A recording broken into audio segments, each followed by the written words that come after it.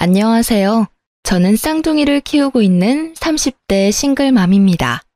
저의 전 남편은 말 그대로 쓰레기 같은 남자였어요. 그런 남자를 왜 좋아하게 됐는지 지금의 저는 이해가 가지 않지만 그 당시에는 남편의 그런 철없는 모습도 너무 귀여워 보였거든요. 저는 당시 32의 나이로 외모가 콤플렉스인 수수한 여자였어요. 그래서 남자친구를 몇 번 사귄 적도 없지만 사귄 후에는 생각과는 다르다는 이유로 차이기 쉬운 여자였어요. 그래서 제가 연애를 하고 결혼을 할 거라는 생각은 그냥 접어두고만 있었는데 남편을 만나게 되고 그런 생각은 모두 사라졌어요. 처음 남편을 만난 건 술집이었어요.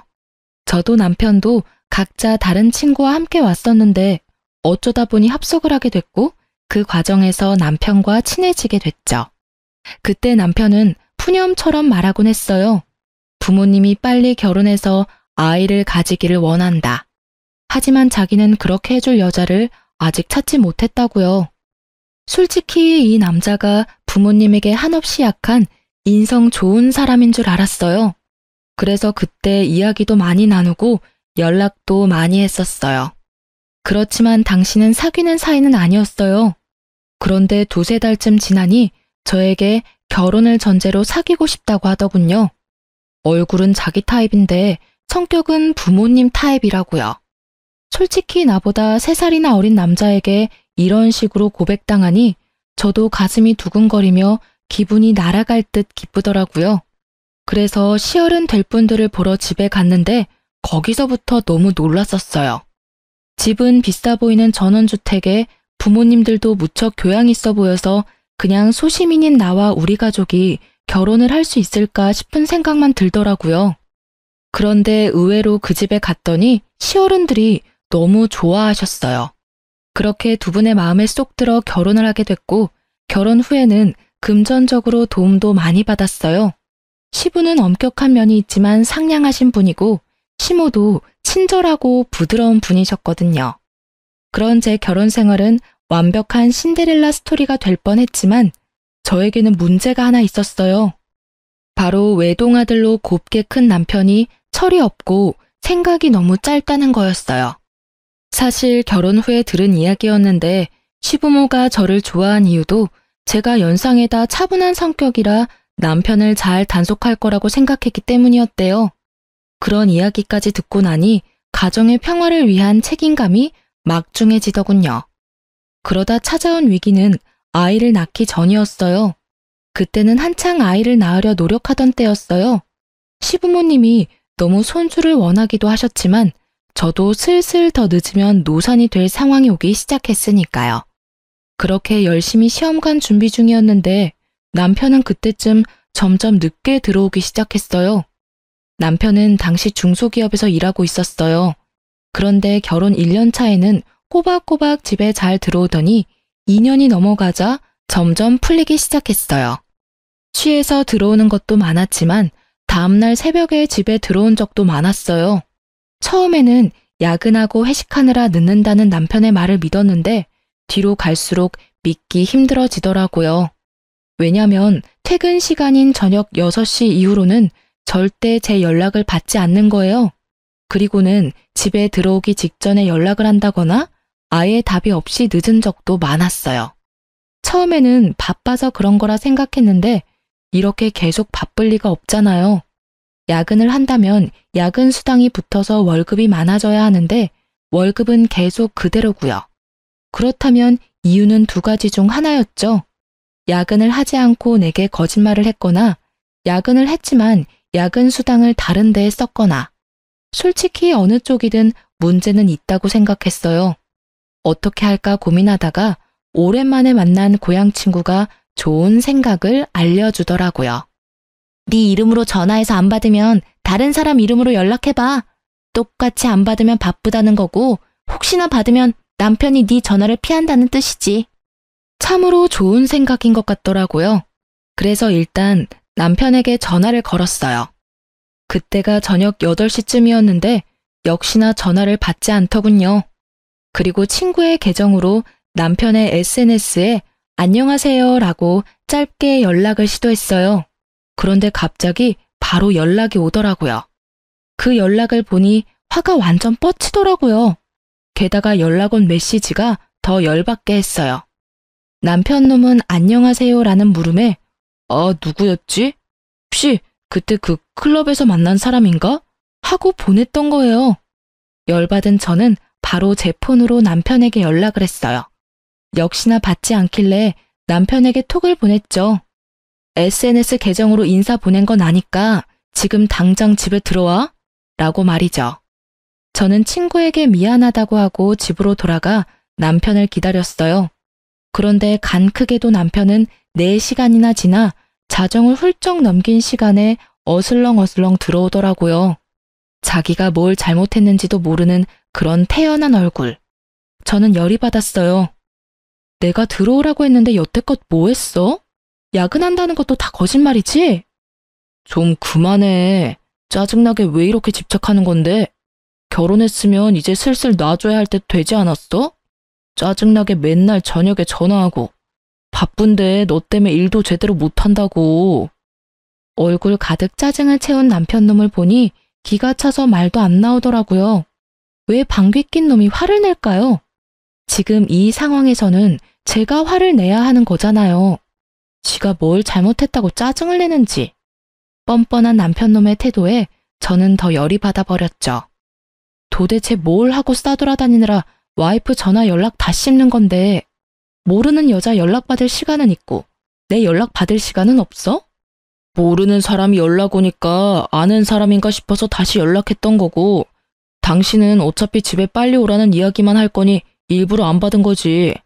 내가 이렇게 된 데는 네 책임도 있잖아. 매번 똑같은 걸로 전화하는데 안 지쳐? 뚫린 입이라고 멍청한 소리를 마구마구 짓거리는 남편을 보니 새삼스레 제가 왜 이런 남자랑 결혼했나 싶은 생각이 들었어요. 와이프가 화를 내는 게 당연한 이 상황에서 뭐가 그렇게 당당한 건지. 야, 내가 매번 똑같은 거 물어볼 거 알면 미리 늦게 간다 일찍 간다 이야기하면 될 일 아냐. 그러면 내가 너 기다리느라 언제 오냐고 물을 필요 없고. 그리고 너 늦게 오는 거 여자 만나느라 그런 거지? 그런 거 아니라고.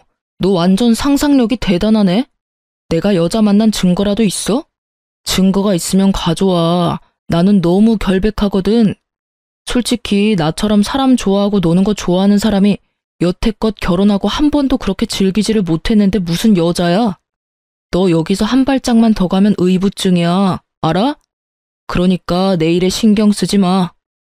저는 뱃속에서 솟아오르는 분노를 꾸역꾸역 삼켰어요.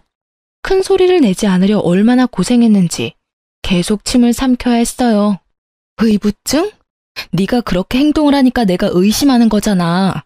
그리고 진짜로 의부증이 어떤 건지 보여줄까? 네가 제일 싫어하는 집착질 보여줘봐. 그래, 너 마음대로 살아봐. 그럼 나도 내 마음대로 시댁에 다 일러 바칠 거니까. 저는 결국 최종 병기를 꺼냈죠. 시댁. 예전에 남편이 제게 이렇게 말했었어요. 부모님은 끊을 수 없는 돈줄이자 족쇄라고 말이죠. 그러니 시댁 이야기만 나오면 약해질 수밖에 없는 거죠.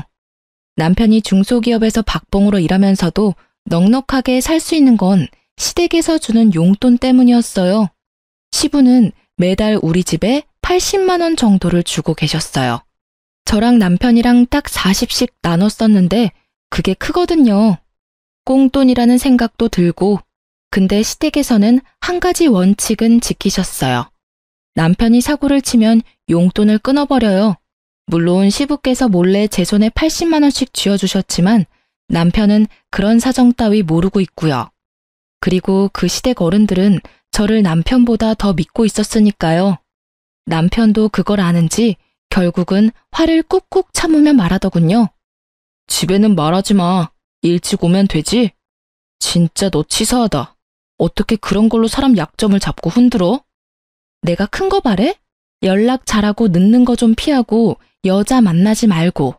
그 3가지는 결혼한 유부남의 필수 조건 아니야? 막말로 내가 연락도 안 하고 매일 늦고 술이나 처마시고 깔라대서 집에 남자 향수 풀풀 풍기면서 들어와서 남자하고 연락 주고받는다고 생각해봐. 너라면 그게 정상적인 유부녀라고 생각해? 그 이야기를 들은 남편은 제 말이 일리가 있다고 느꼈는지 한마디 딱 하더군요. 연락만 잘하면 되지. 결국은 그렇게 용돈을 받지 못할까봐 남편은 그 뒤로 연락을 잘하게 됐어요. 잘한다기보다는 형식적이긴 하지만 꼬박꼬박 하게 됐죠. 연락이나 야근은 문제가 풀렸는데 한 가지는 아직도 제 머릿속을 어지럽히고 있었어요. 아무리 생각해봐도 여자를 만나는 것 같았거든요. 모르는 여자의 연락에 그때 클럽에서 본 애냐고 묻는 건 아무리 봐도 여자를 만났다는 뜻이잖아요. 솔직히 클럽을 다니는 것도 신경이 쓰였지만 그 문자 때문에 더 신경이 쓰여서 그건 추궁하지도 못했어요. 그래서 그 뒤로 남편 카드 내역을 종종 뒤졌어요. 이렇게까지는 하고 싶지 않았지만 신경이 쓰이더라고요. 그래도 그 뒤로는 조용히 몇 달을 넘어갔어요. 그렇게 지지고 볶던 우리에게도 새 생명이 찾아왔어요. 저희는 자연임신이 안 돼서 시험관을 했었고 그렇게 이란성 쌍둥이를 낳았어요. 이때도 남편은 얼마나 비협조적으로 굴었는지 시모가 강력하게 아이를 원하지 않았다면 아이가 생기지 않았을지도 모를 정도였어요.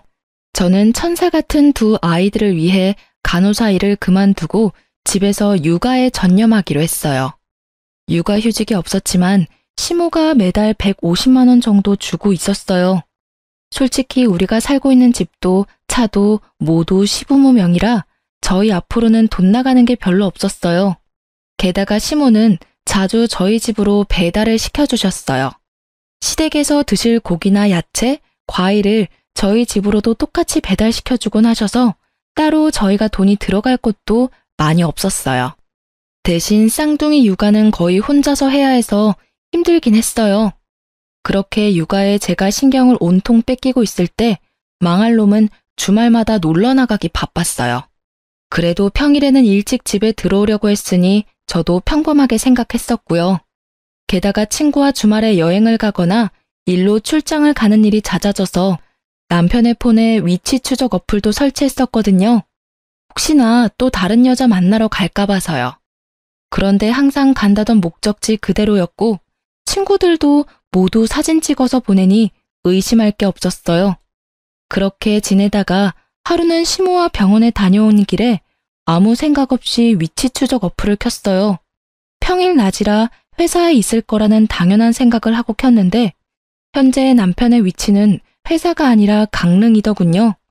어플이 혹시라도 잘못됐을 수도 있으니 확인을 해보려고 남편 회사에 전화를 했어요. 남편이 연락을 안 받는다고 하고 바꿔달라고 했더니 남편이 연차를 썼다고 하는 거예요. 저는 그 말에 잊고 있던 분노가 치밀어 오르는 것을 느꼈어요. 애들이 있으니 화는 못 내고 참고 있었는데 더 미쳐버리겠더라고요. 와이프에게 숨기고 평일에 연차를 썼다. 분명히 숨기고 싶은 행선지 숨기고픈 상대가 있다는 거 아니겠어요?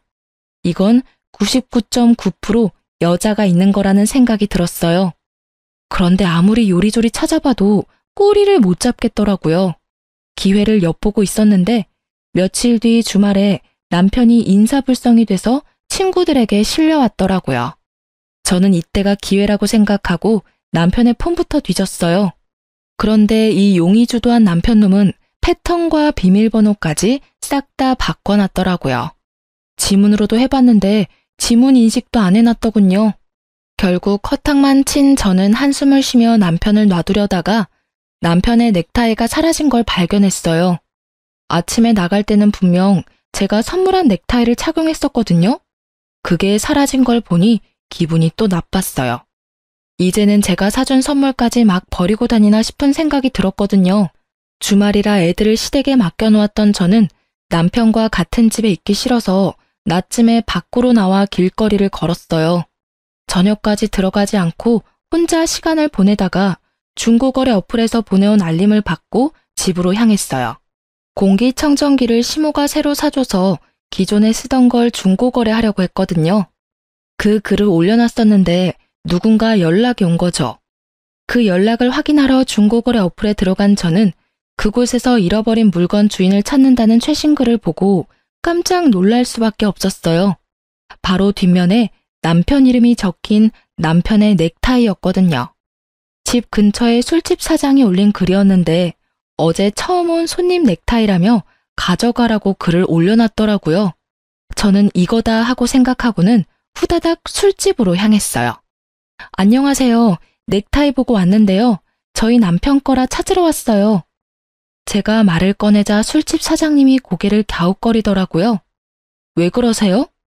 아니, 어제 본 얼굴이랑 다른 것 같아서요. 어제 같이 오신 분 맞죠? 그 이야기에 드디어 꼬리를 잡았다는 생각이 들었어요. 어제 분명히 다른 여자랑 여기 온 게 틀림없었어요. 저기 혹시 그 CCTV 영상 좀 볼 수 있을까요? 어제 남편이 지갑도 잃어버린 것 같아서 확인 좀 하려고요. 물론 그런 적은 없지만 이렇게라도 말하지 않으면 CCTV를 보여주지 않을 것 같아 그렇게 말하고 CCTV 영상을 돌려봤어요. 그리고 남편의 옆에 있던 여자의 얼굴을 확인하던 순간 저는 머리를 강하게 한 대 맞은 기분이 들었어요. 저번에 친구 계정으로 남편에게 연락을 보냈었잖아요. 그때 그 친구였던 거예요. 이 두 사람이 나 몰래 만나고 있었던 거죠. 게다가 어찌나 가까운 사이인지 아주 찰싹 붙어가지고는 누가 봐도 우리 연인 사이예요 하는 모습을 하고 있더라고요. 저는 동영상을 사진과 영상으로 저장해서 남편에게 바로 보냈어요. 집으로 돌아가는 길에 남편의 전화가 계속 오는데 싹 다 무시했어요. 어차피 집에 가서 볼 걸 여기서 체력, 마음 낭비 하고 싶지 않았거든요. 집에 도착하자마자 남편이 꺼낸 첫 마디가 뭐였는지 아세요? 왜 전화를 안 받아? 몇 번을 전화했는지 알기나 해? 왜 내 전화 무시하는데? 전화를 무시한 게 그렇게 큰일일까요? 매번 무시하는 너는 뭐냐고 쏘아주려다가 겨우겨우 참은 제가 말했어요. 내가 보낸 사진을 보고도 왜 전화 무시하냐는 말을 먼저 하는 너라는 놈에게 이제 질리려고 해. 그래 말해봐. 언제부터 내 친구랑 바람 폈어? 언제부터겠어? 네가 그 여자 계정으로 나한테 연락했을 때부터지. 그렇게 예쁜 여자가 있었는데 잘도 숨겼네? 제가 제 손으로 무덤을 판 게 됐어요. 불륜도 쿵짝이 맞아야 하는 거잖아요. 남편만 단속한다고 될 일이 아니었어요. 저는 제 친구가 제 남편에게 들이댔다는 것도 정말 충격이었어요. 그런 친구라고 생각한 적 전혀 없었으니까요. 야, 쓰레기 같은 놈아. 네가 와이프 친구한테 손을 대? 게다가 그렇게 당당하게 바람피는 것까지 이야기할 상황이야?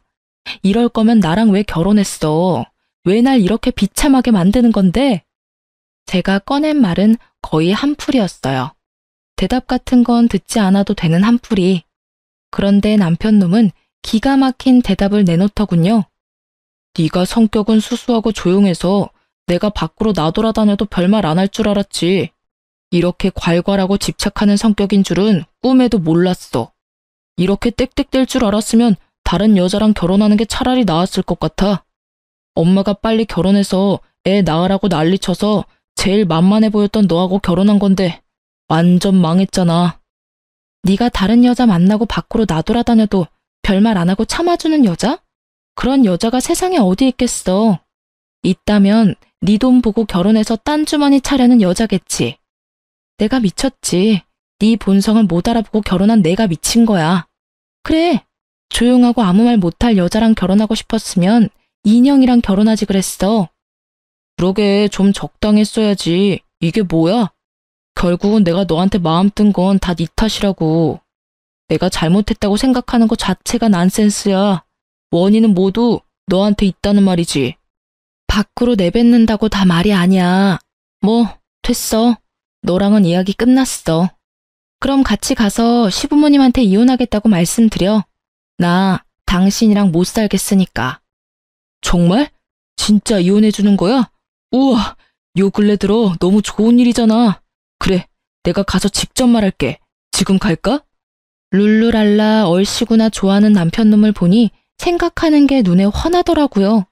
돌싱되면 신나게 놀 수 있을 거라고 생각하는 듯 했어요. 그렇지만 누가 그렇게 놔둔대요? 절대 그렇게 놔둘 수 없죠.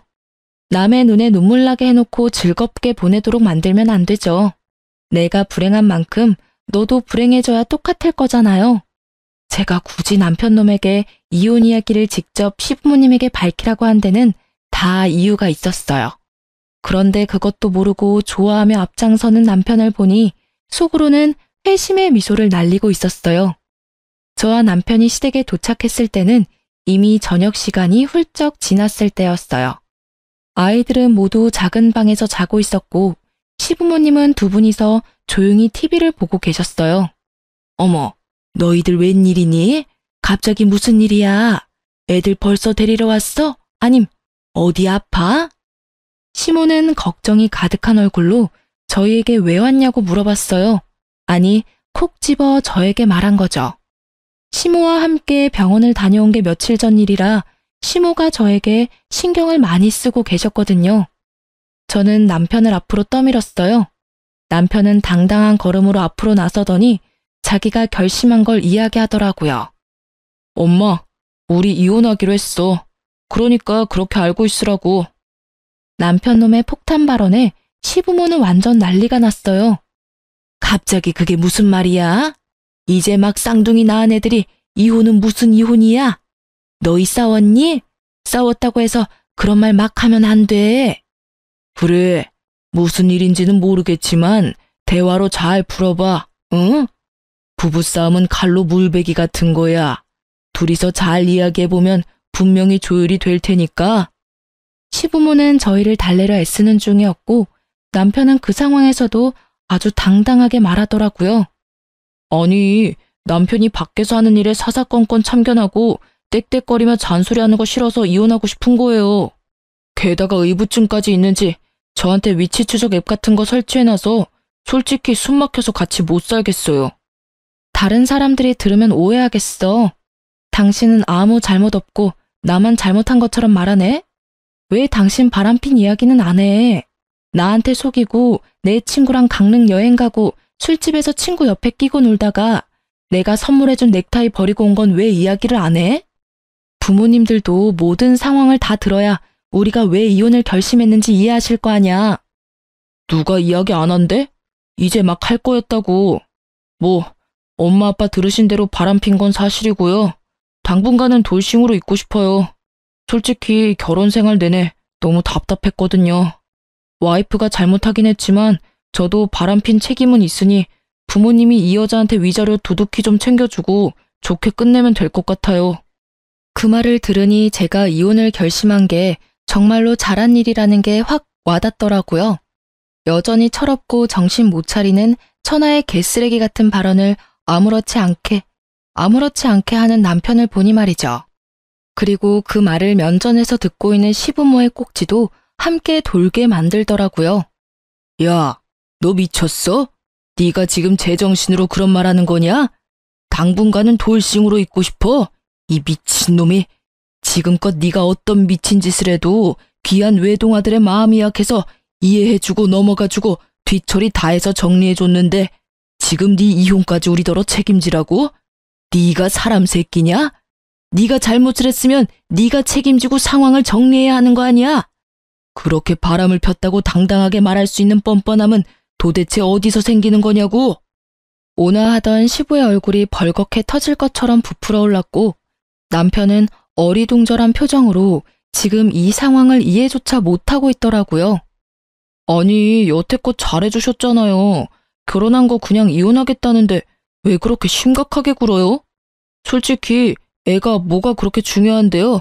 저는 제 인생이 더 중요해요. 애한테 인생 붙들리는 거 딱 사양이라고요.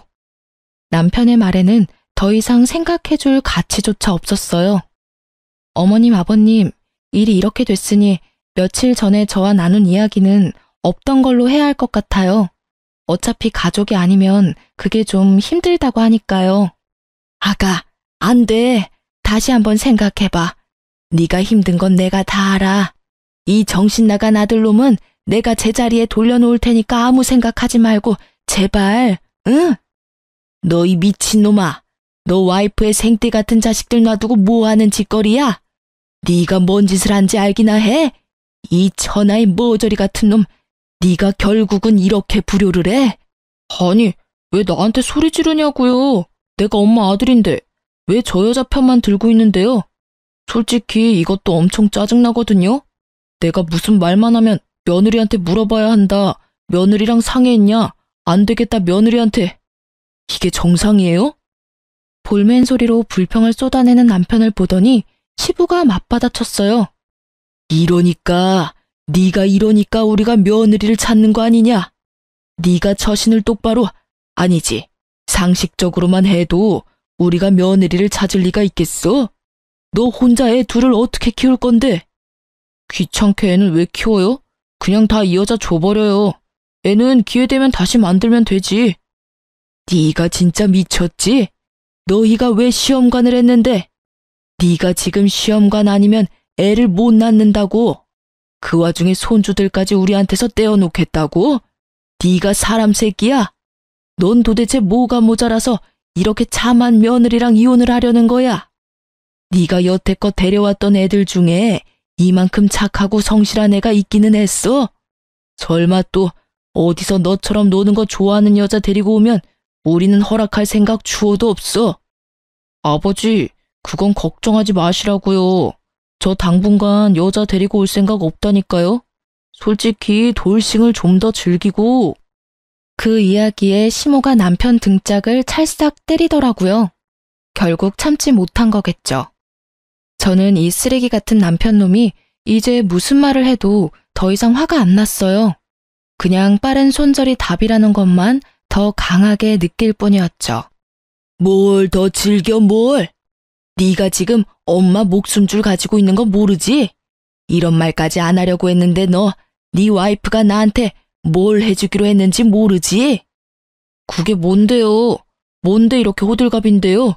뭐 얼마나 대단한 거길래 거창하게 목숨줄 운운하는 건데. 네 와이프가 얼마 전에 너희 엄마랑 병원 갔다 왔어.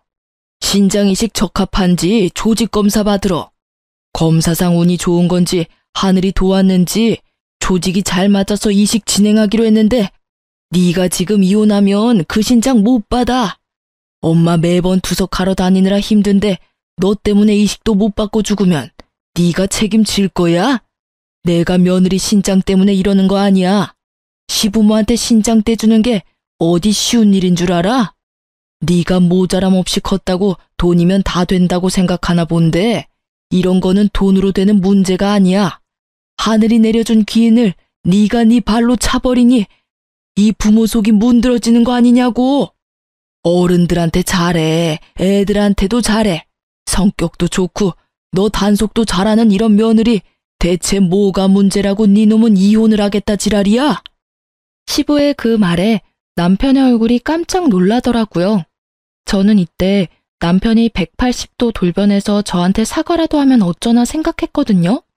솔직히 정이 뚝 떨어진지라 어차피 이혼 결심은 했는데 진심으로 사과하면 시부모님 생각에 마음이 약해지면 어쩌지 하는 생각이었죠. 그치만 저의 기우였던 거죠. 이 멍청이가 뭐라는 줄 아세요? 그러면 나한테 먼저 말했어야지. 그런 건 내가 해결해 줄 수 있으니까. 뭐? 이식을 네가 해주려고? 시부모는 기대감 하나도 없는 목소리로 남편에게 물었고 남편은 당당하게 말했죠. 지금 사귀는 여자한테 말하면 되잖아. 그 여자가 엄마한테 주면 되지. 조직검사 안 맞으면 다른 여자 데리고 올게. 그럼 됐지? 그 이야기를 듣는 저도 벙치고 시부모님도 벙치고 결국 시부모님은 화가 머리끝까지 나서는 또 등짝을 날리더라고요. 얼마나 분노했는지 시부는 말까지 더듬더라고요. 하긴 그 대사가 충격이긴 했어요. 지가 만날 여자들은 뭔 죄예요? 게다가 시부모님들이 그런 걸 허락이나 할 것 같으냐 그 말이죠.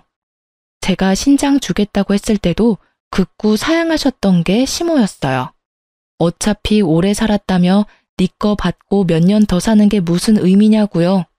시모는 진짜 좋은 분이신데 자식은 왜 이 모양 이 꼴인 건지. 너 이 미친놈이 말을 네가 지금 무슨 말을 한 건지 알기나 해? 그럼 그렇지. 네가 해주겠다는 말은 애초에 기대하지도 않았어. 그런데 이런 정신 나간 말을 들을 생각도 없었다고. 뭐? 여자들을 데려와서 검사를 해? 이 미친놈이 아직 정신을 덜 차렸어. 무슨 뻔뻔함으로 그런 짓을 하게 해? 아이고 머리야. 내가 자식 새끼를 잘못 키웠어. 오냐오냐 키웠더니 아주 제 앞가림 하나도 못하는 애 하나를 어른으로 키웠네. 차분하고 꼼꼼한 며느리 보고 겨우 결혼시켜놨더니 결국은 내가 또 이 꼴을 봐. 저는 이 정신나간 멍청이와는 더 이상 함께할 수 없다는 걸 재확인하고서야 시부모님에게 다시 말했어요. 어머님, 아버님, 죄송해요. 솔직히 이 사람이 저한테 사과했으면 어떻게든 참고 살아보려고 했는데 이렇게까지 말하니 이혼을 하는 게 맞는 것 같아요. 저도 이런 말씀을 드리게 돼서 너무 죄송해요. 아가, 너 없으면 얘 사람 구실하면서 못 살아.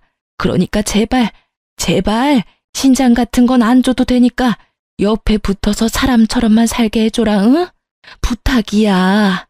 너 이혼하고 나면 얘가 데려올 여자들 안 봐도 눈에 훤해. 죽었다 깨도 너 같은 여자 못 만나. 그러니까 제발. 엄마, 뭐 하는 거야? 왜 이 여자한테 매달리는데? 그리고 내가 못돼서 그러는 거냐고. 나도 철들었다니까. 엄마 신장도 내가 하나 갖다 주겠다니까. 미친놈아, 말 좀 그만해. 네가 말할 때마다 이 엄마 가슴이 무너진다. 신장 소리 어디 가서 하지도 마. 이혼하면 가족이 아닌 게 돼서 공여자가 힘들 거라고 알고 있거든요. 결국은 이렇게 이혼해서 시댁과 남이 되게 되었으니 시모와 시부가 저에게 너무 잘해주셔서 미안한 마음은 가득했지만 어쩔 수 없는 일이잖아요. 남편이 제 곁에 붙어 있다면 신장 하나 줘도 몸 관리하며 평생을 살아갈 수 있겠지만 남편 없이 애 둘을 혼자 키워야 하는 상황이면 신장 하나 없는 게 어떤 느낌인지 감도 오지 않을 만큼 두렵거든요. 결국 저는 시부모와 남편 놈을 놔두고 나왔어요. 제 이야기는 끝났고 시부모와 남편이 할 이야기가 남았겠죠. 저는 나와서 바로 상간녀인 제 친구를 찾아갔어요. 그 상간녀는 저와 결혼 후에 만난 친구거든요. 그래서 결혼식에도 온 적 없고 남편과 만난 적도 없었어요. 원데이 클래스 하면서 만난 사이라 엄청 친하고 그럴 것도 없었지만 말이 잘 통한다고 생각했는데 뒤로 이렇게 음침한 일을 벌일 줄은 상상도 못했네요. 저는 친구에게 만나자고 연락을 넣고 카페에서 기다렸어요. 앉아. 너 나한테 해야 할 말 없어? 저는 오자마자 친구에게 물었어요. 무슨 말? 나 너한테 할 말 없어. 네가 나한테 보자고 한 거니까 네가 나한테 할 말이 있는 거겠지? 무슨 일인데 불러내서 분위기 잡는데? 꼭 내 입으로 들어야겠어? 너 내 남편이랑 바람 피는 거 나한테 들켰어. 이래도 할 말 없어? 아, 그거? 그게 어때서? 사람 만나서 사랑하는 거 흔한 일 아니야? 그 사람의 유부남이었을 뿐이고 나는 그래도 상관없다고 생각한 것뿐이고 내가 직접적으로 너한테 상처 준 건 없잖아. 아주 둘 다 쌍으로 또라이였더라고요. 말하는 걸 들으니 참. 그래, 상처 준 건 없지. 그래도 남의 남편하고 바람난 걸 세상에서는 불륜이라고 불러. 그리고 너는 상간녀고 내 남편은 불륜남이지. 넌 뭐가 그렇게 잘나서 떳떳해?